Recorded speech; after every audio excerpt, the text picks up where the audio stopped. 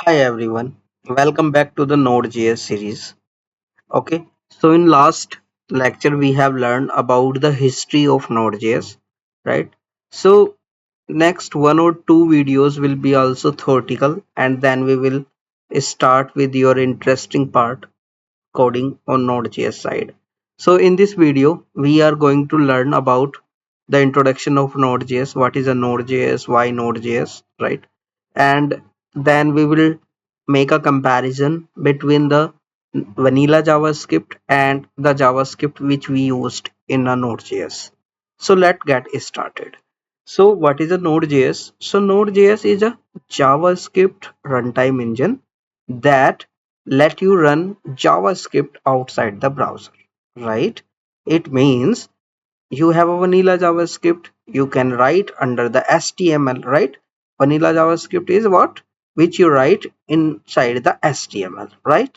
But now you can write the JavaScript outside the browser, means outside the HTML page, right?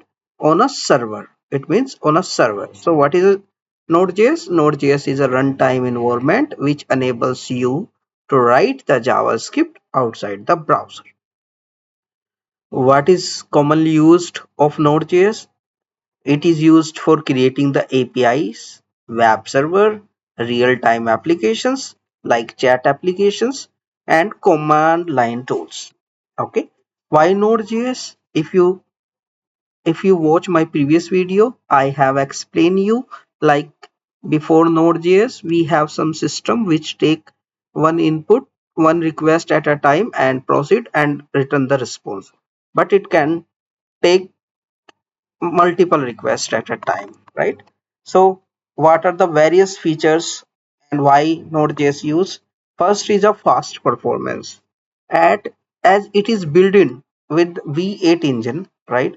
Which is in a Chrome, so that's why it is a very fast. Execute code very quickly, right? Second is a one language for everything. Use JavaScript, right, for both front end. As I said, you can write the HTML in a you can write the JavaScript inside the HTML, that is a front end, and you can write the JavaScript on a server, that is a backend. Okay, so same things can be used for both of the technology, front end as well as for backend. It means you can avoid learning multiple languages for a different layers like front end and back end, right? It supports the asynchronous and non-blocking. It will not block your request, right? Means you can there is no way like you can not raise another request at the same time. So what it handles many requests at the same time. This is the biggest feature which is come in the Node.js. It can handle multiple requests at the same time. It is great for chat application, right? Real-time apps, APIs. Example, Node.js does not wait for one task to finish, right? It start another. This is the biggest advantages of Node.js. So we learn the feature of Node.js. Now it is great for APIs, web APIs, right? Huge ecosystem of NPM. There are number of packages that you can use for Node applications, which make your life very easy. We will see some packages in upcoming videos, right? So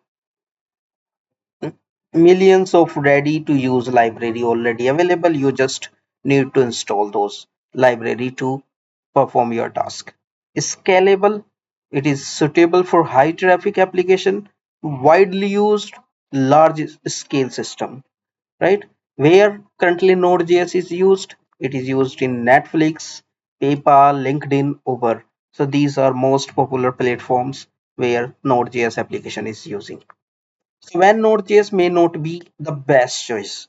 So if you have such kind of application which is CPU bounded task such as a video processing, right? Complex calculations that are better handled by other languages. So this was the introduction of Node.js. What is a Node.js? Why you use Node.js? Where exactly Node.js is using, right? So that's all about the Node.js. I hope you understand what is a definition of Node.js, right? It is a simple JavaScript that you can run on a server.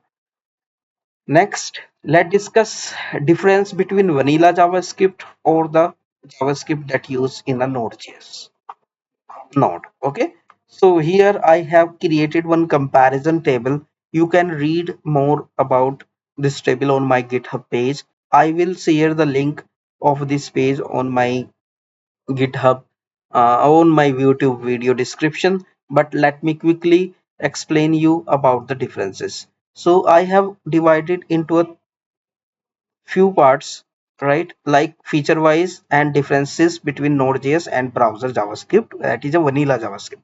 So where it runs, right? It Node.js run always on a server, local machines, or your cloud. It always run inside the web browser like a Chrome, Edge, Mozilla, right? What is the main purpose? Backend development, creating the APIs, server, UI, right? Browser JavaScript is generally used for interaction with the UI.